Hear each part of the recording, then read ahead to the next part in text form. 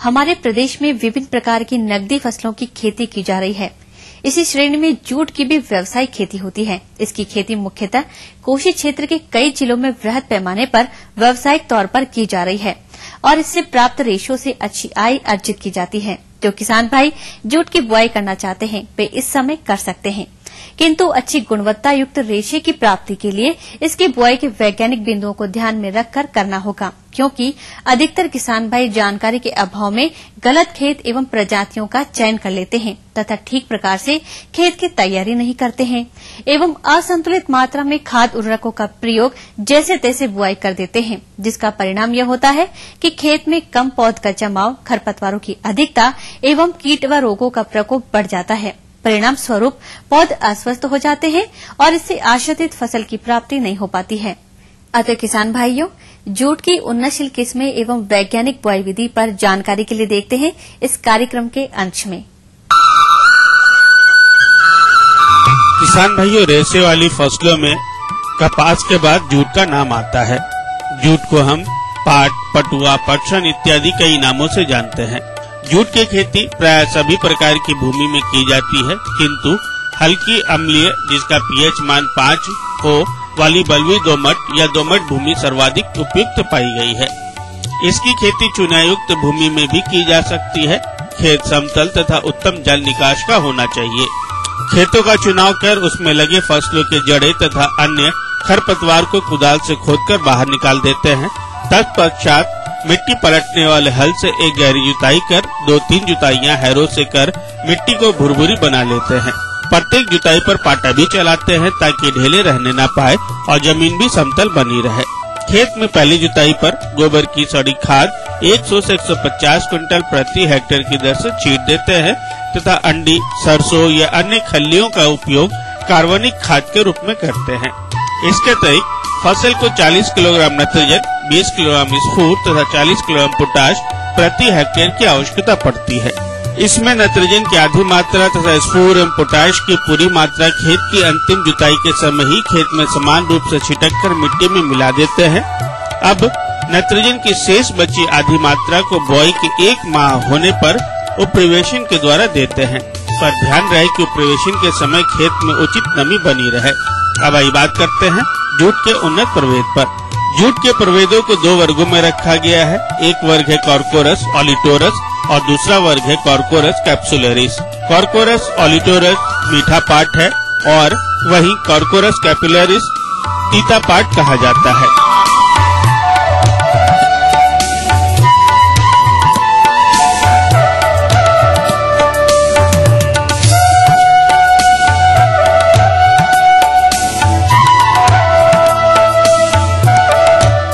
जहाँ तक बीज दर एवं बुआई विधि की बात है तो जूट का बीज छोटा एवं हल्का होता है।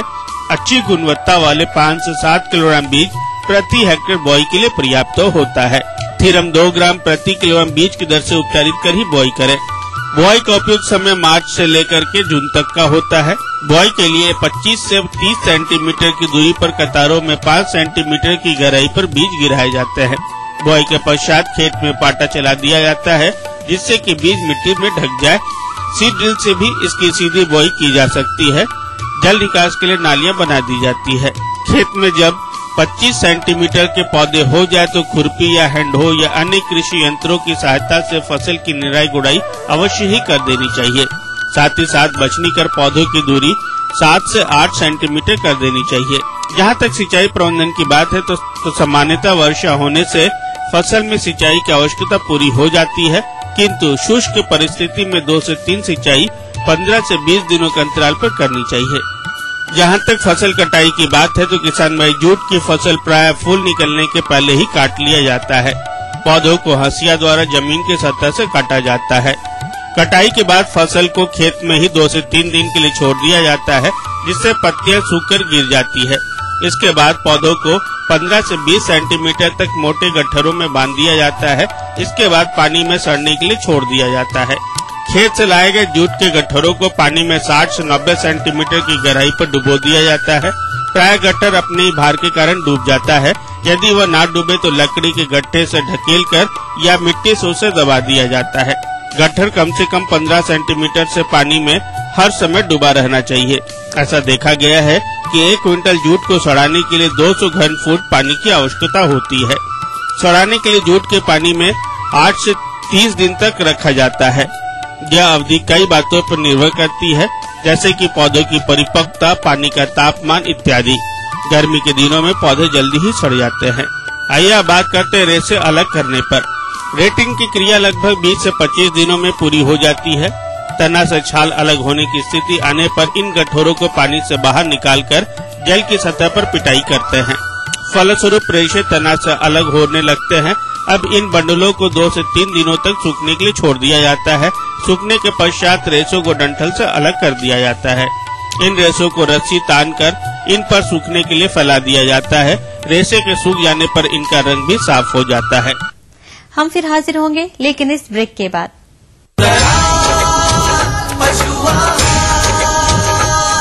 असली भरोसेमंद दयाल पशु आहार, दूध दमदार, आप शानदार। सतारा जिले के राम बाबू पाटिल महिंद्रा फाइनेंस को जब मिलने आए थी, उनके पास सिर्फ पुरखों की जमीन, ट्रैक्टर कहाँ था, सिर्फ हौसला था मन में पक्का। उससे हमने पहचाना। जहाँ दूसरों ने देखा सिर्फ एक आम बंदा, हमने देखी बंदे की कमाने की क्षमता। इसीलिए कहते हैं वाहन कोई भी हो, लोन हम देंगे। महिंद्रा फाइनेंस, बंदे में दम, पहचाने सिर्फ हम।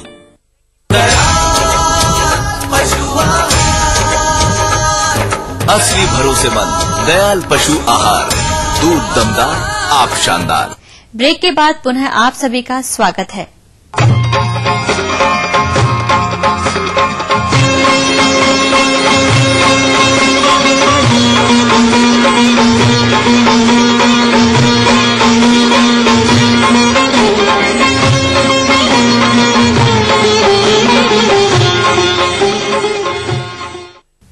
किसान भाइयों, दुग्ध उपयोगिता को देखते हुए आज के समय में दुधारू पशुओं का पालन हमारे प्रदेश के कृषक बंधु छोटे स्तर से लेकर बड़े स्तर तक काफी किसान भाई कर रहे हैं और इस व्यवसाय को अधिक लाभकारी बनाने के लिए दुधारू पशुओं की उचित देखरेख व संतुलित आहार प्रबंधन का मुख्य योगदान है।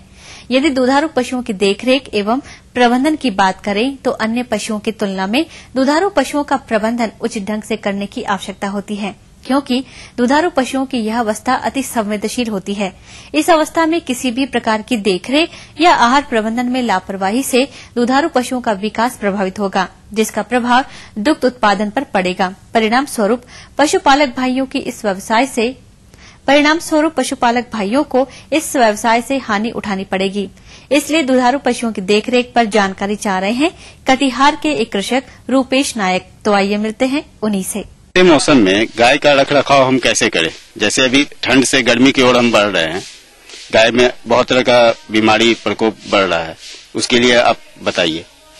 अतः किसान भाइयों, दुधारू पशुओं की देखरेख व प्रबंधन किस प्रकार करनी है जिससे कि पशु को किसी प्रकार की समस्या का सामना न करना पड़े और पशु से दुग्ध उत्पादन भी आशा के अनुरूप प्राप्त हो।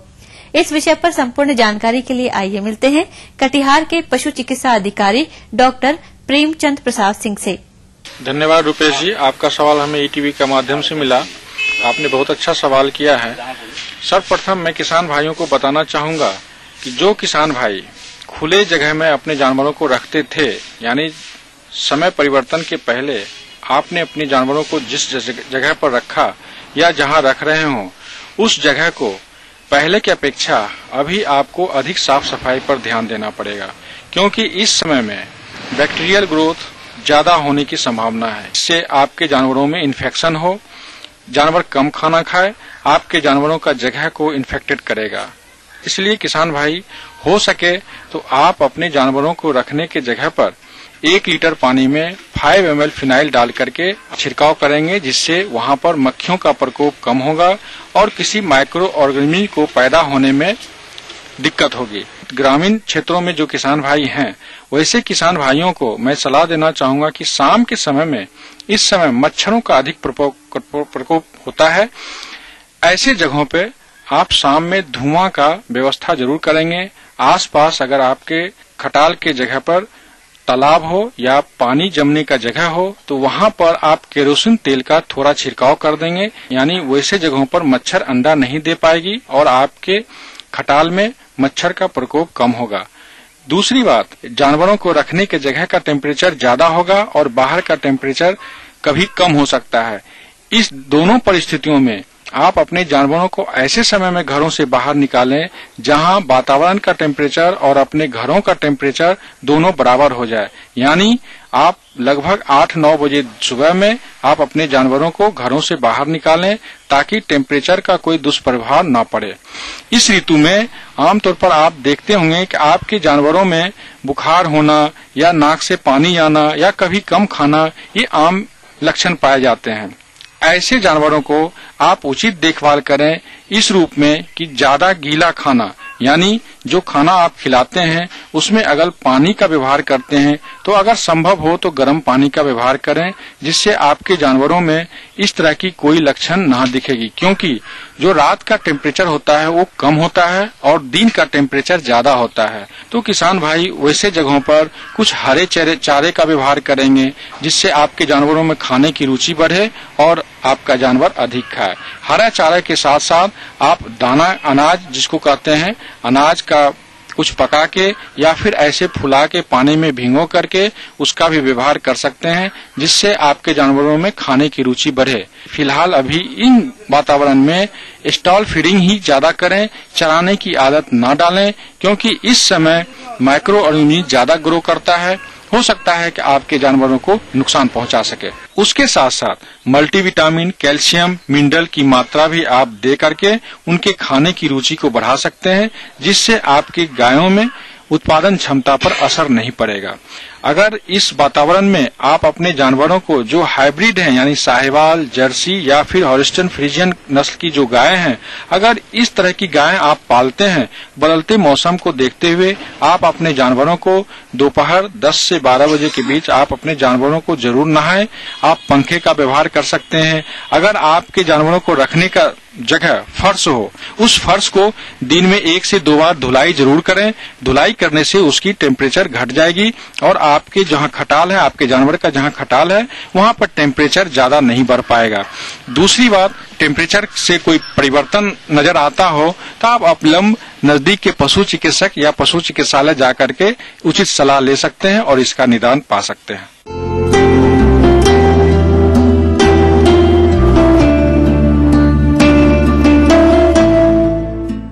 अन्नदाता आपके लिए कार्यक्रम में आप सभी किसान भाइयों का स्वागत है।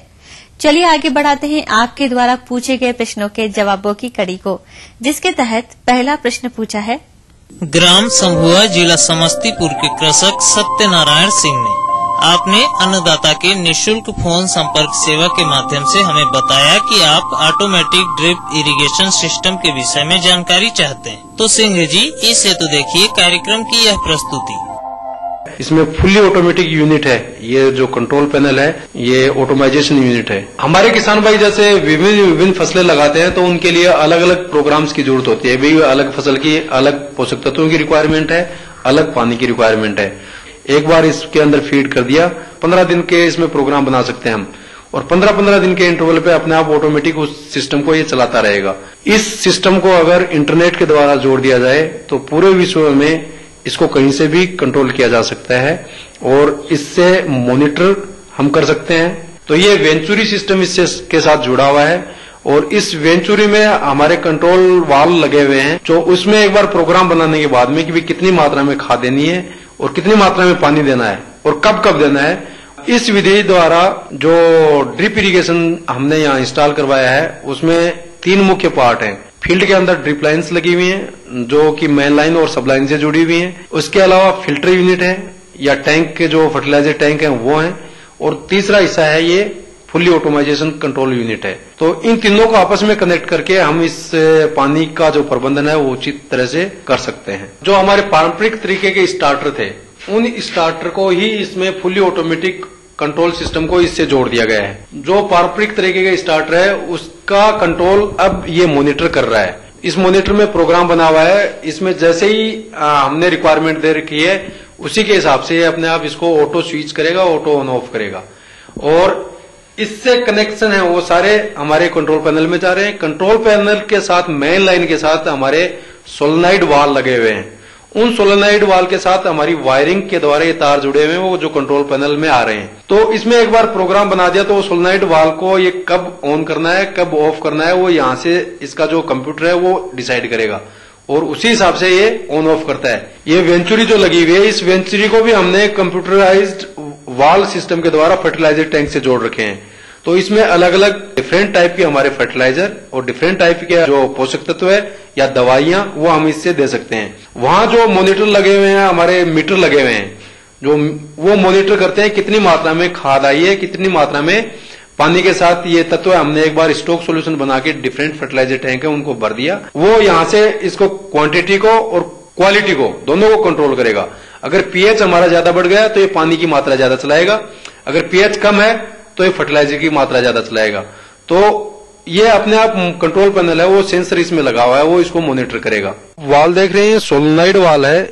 इस वाल को हमने खेत के अंदर मेन लाइन है उसके साथ अटैच कर रखे हैं। सोलेनॉइड वाल है जो ये ऑटोमेटिक यहाँ कंप्यूटर का जो कंट्रोल पैनल है उससे कंट्रोल हो रहा है। इसकी जो ये आप वायरिंग देख रहे हैं, ये वायरिंग के द्वारा कंट्रोल पैनल से जुड़ा हुआ है। इसी तरह से मेन लाइन के साथ इंटरनल ये जो आप लाइन्स देख रहे हैं ये सारी फील्ड से जुड़ी हुई है और वहीं से वायरिंग हमारी इस कंट्रोल पैनल में आई हुई है। तो सारे वायर से यहाँ कंट्रोल हो रहा है। ये डिफरेंट फर्टिलाइजर टैंक्स हैं, इसमें अलग अलग पोषक तत्व है और दवाइयां डाल के उनको एक बार प्रोग्राम बना दिया, उसके साथ अपने आप ये कंट्रोल पैनल है वो यहाँ से सक करेगा और जितनी मात्रा में हमने प्रोग्राम बनाया है उसी के हिसाब से क्रॉप को डिलीवर करेगा। ये जो हमारा यूनिट है ये जुड़ा हुआ है हमारे वाटर के सोर्स से, जो एक टैंक भी हो सकता है, एक ट्यूबवेल भी हो सकता है। वहां से पानी हमारा पहले स्क्रीन फिल्टर में आएगा, स्क्रीन फिल्टर से ग्रेवल फिल्टर में आएगा, ग्रेवल फिल्टर में कोई भी इम्प्योरिटीज रहेगी तो वो हमारे डबल डिस्क फिल्टर इसके थ्रू जाएगा। तो 3 स्टेज पे इसका फिल्ट्रेशन हो रहा है, तो पानी हमारा लगभग शुद्ध, इसमें इम्प्योरिटीज नहीं हो, वो पानी हमारी ड्रिप लाइन्स में जाता है। आप देख सकते हैं बीज मसाला फसलें हमने ड्रिप इरिगेशन पे लगा रखी हैं। इसके डबल एडवांटेज हो रहे हैं कि एक तो हमारी जो पौधे हैं उनकी जड़ों को जो पोरस स्पेस है वो मिलता है, जिससे कि उनकी जड़ों का विकास है वो बहुत अच्छी तरीके से होता है। साथ साथ जो पानी है हमारा वो ड्रिप लाइन के द्वारा इसमें पौधों को दिया जा रहा है। पानी और पोषक तत्व दोनों पौधे की जड़ों में जा रहे हैं, जिससे कि जो हम खाद देते हैं इन फसलों में उनकी एफिशिएंसी बढ़ रही है, साथ साथ में पानी की आवश्यकता वो कम हो रही है। इस विधि द्वारा लगभग 50 से 60% तक की पानी में बचत होती है। दूसरे प्रश्न के माध्यम से जानने की इच्छा जाहिर की है ग्राम लोदीपुर, जिला वैशाली के कृषक राकेश कुमार ने आपने अन्नदाता की निशुल्क फोन संपर्क सेवा के माध्यम से हमें बताया कि आप मत्स्य पालन से जुड़े हुए हैं और आप मछलियों में होने वाले रोगों के कारण, लक्षण एवं निवारण की जानकारी चाहते हैं। तो राकेश जी, इस हेतु देखिए कार्यक्रम की यह प्रस्तुति। बैक्टीरियल डिजीज जैसे बैक्टीरिया से घटित बीमारियां, कुछ प्रोटोजोआ से घटित बीमारियां, कुछ पैरासाइट से घटित बीमारियां और फंगस से घटित बीमारियां।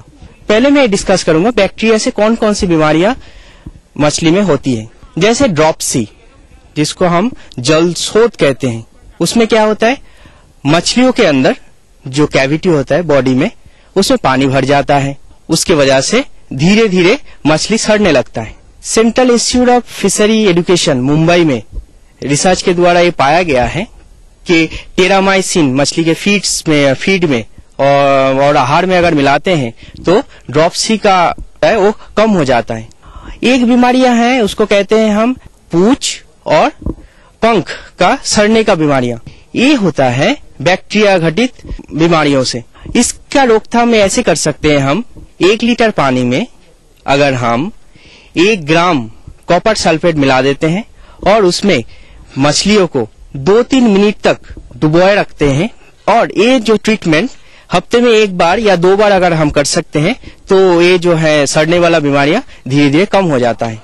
एक बीमारियां होता है रेड स्पॉट। रेड स्पॉट मतलब मछलियों के जो है शरीर में लाल लाल स्पॉट हो जाता है। पहले तो थोड़ा सा मटर के जैसा छोटा होता है, वो धीरे धीरे बड़ा होके आल्सर अवस्था मतलब घाव बन जाता है। हम क्या कर सकते हैं, मछली को पोटेशियम परमैंगनेट का 2% सोल्यूशन बना के अगर मछली को 1 मिनट या 2 मिनट तक डुबोए रखते हैं उसमें, तो धीरे धीरे हो सकता है कि रेड रॉट का संभावना कम हो जाए। कुछ पैरासाइट घटित बीमारियां जैसे होता है आपका लाइस।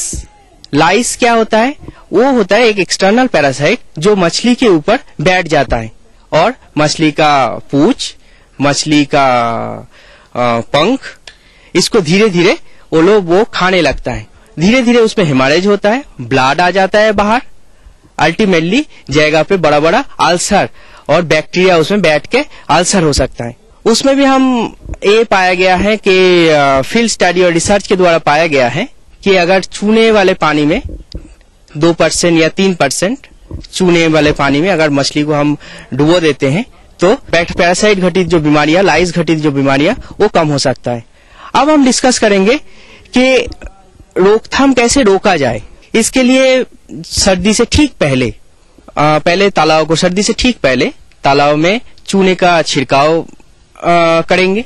तालाब का रेगुलरली पानी चेंज करना। हमें क्या करना पड़ेगा, महीने में कम से कम एक बार आधा से ज्यादा पानी तालाब का उसको निकाल के फ्रेश पानी से और अर्थात ग्राउंड वाटर से उसको रिप्लेस करना पड़ेगा।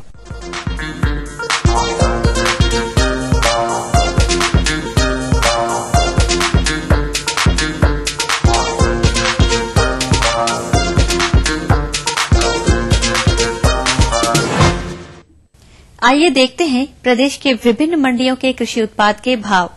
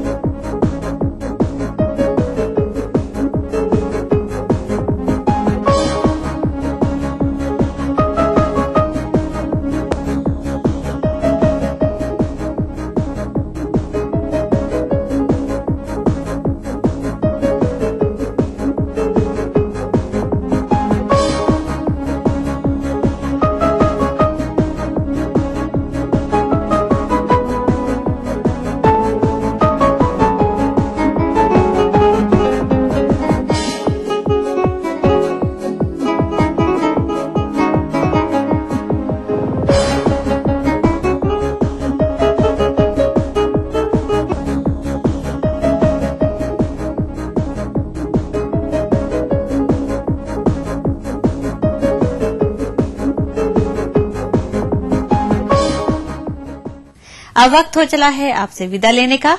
कल हम फिर हाजिर होंगे नई जानकारियों के साथ। आज्ञा दीजिए, नमस्कार।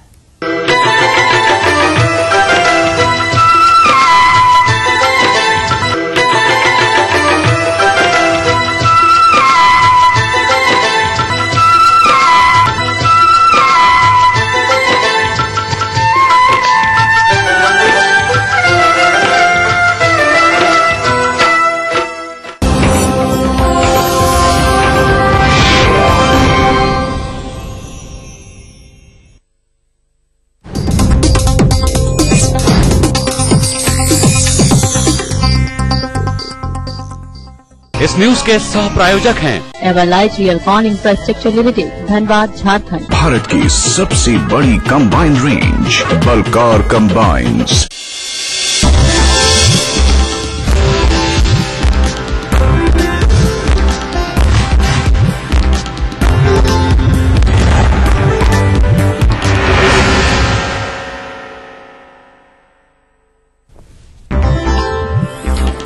विशेष राज्य के दर्जे की नीतीश की मुहिम को झटका। स्पेशल स्टेटस की जगह पिछड़े राज्यों के लिए पैकेज की हो सकती है घोषणा। सूबे के पुलिस महकमे में भारी उलटफेर, करीब 100 आईपीएस अधिकारियों का तबादला। मनु महाराज बने पटना एसएसपी, सुनील खोपड़े को पटना आईजी की कमान।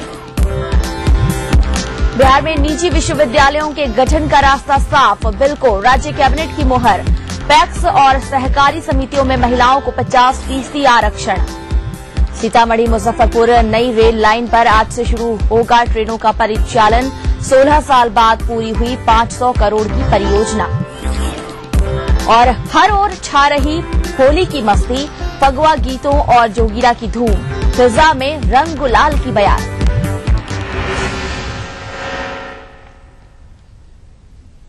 नमस्कार, अपना बिहार में आप सबका स्वागत है। मैं हूं मोनिका सिंह। खबरों की शुरुआत करते हैं।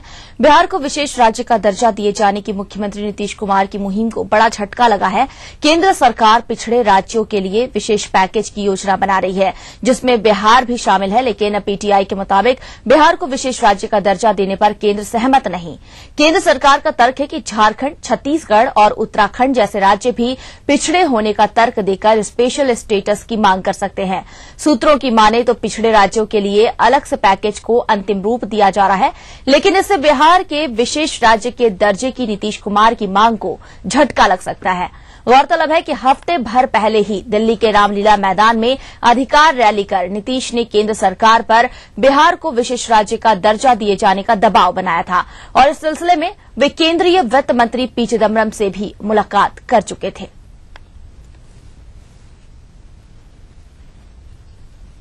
रुक करेंगे अगली खबर का। बिहार में बड़े पैमाने पर आईपीएस अधिकारियों का तबादला किया गया है। रोहतास के एसपी पद पर तैनात मनु महाराज को पटना का सीनियर एसपी बनाया गया है, जबकि अमृत राज को मुजफ्फरपुर का डीआईजी बनाया गया है। इसके साथ ही सुनील मानसिंह खोपड़े पटना के जोनल आईजी बनाए गए हैं, जबकि जयंत कांत पटना के सिटी एसपी बने रहेंगे। इसके साथ ही पंकज दराद को मुजफ्फरपुर जोन का आईजी बनाया गया है। विनय कुमार मोतिहारी के एसपी बने हैं। वहीं राजीव मिश्रा को लखीसराय एसपी की जिम्मेदारी दी गई है। इसके साथ ही केएस अनुपम को रेल डीआईजी बनाया गया है। वहीं गणेश कुमार को गया का एसएसपी बनाया गया है।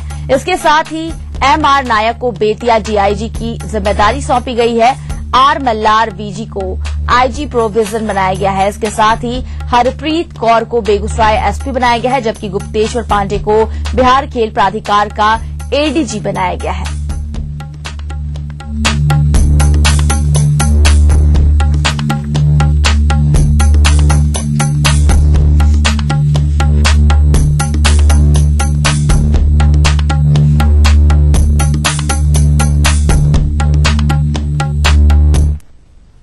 उधर बिहार कैबिनेट ने निजी विश्वविद्यालय बिल को मंजूरी दे दी है। इसके साथ ही राज्य में निजी विश्वविद्यालयों के खुलने का रास्ता साफ हो गया है।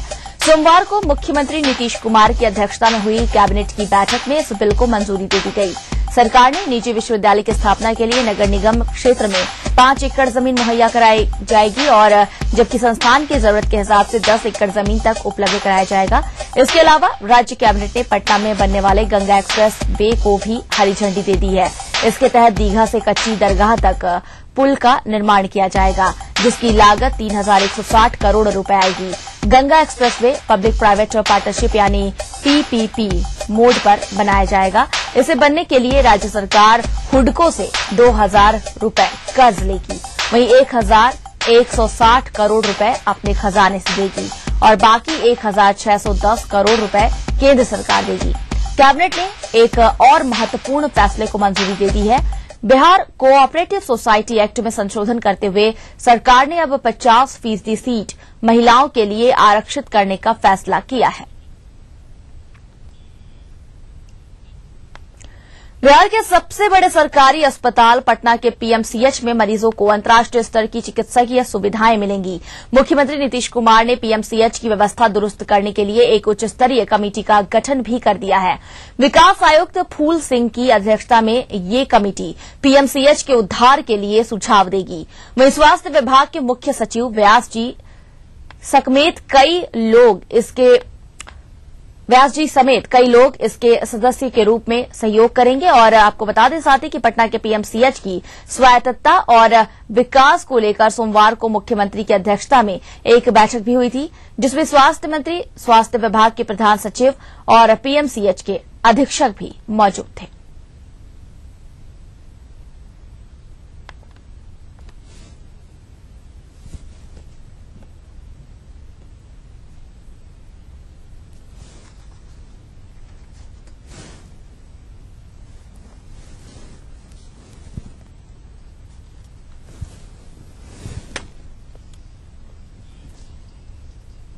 वहीं आखिरकार वीर कुंवर सिंह विश्वविद्यालय को नया कुलपति मिल गया। सुप्रीम कोर्ट के आदेश के बाद से विश्वविद्यालय में कई दिनों तक कुलपति का पद खाली पड़ा था, जिसका छात्र संगठन विरोध कर रहे थे। हालांकि विश्वविद्यालय के कुलसचिव ने कानूनी सलाह लेने के बाद वाणिज्य विभाग के डीन को कुलपति का प्रभार सौंप दिया है। हालांकि कुलसचिव के इस फैसले के बाद से छात्र संगठनों में आक्रोश है। वे इसे सुप्रीम कोर्ट के आदेश की अवहेलना करार दे रहे हैं। इधर नवनियुक्त कुलपति ने विश्वविद्यालय के हितों में काम करते रहने का संकल्प दोहराया है। संविधान के द्वारा सुप्रीम कोर्ट के द्वारा आदेश दिया गया है कि विश्वविद्यालय के सीनियर मोस्ट डीन को प्रभार दिया जाए। डिस्चार्ज ड्यूटी संभालने की 16/4/2013 तक जो जिम्मेवारी दी गई है रजिस्ट्रार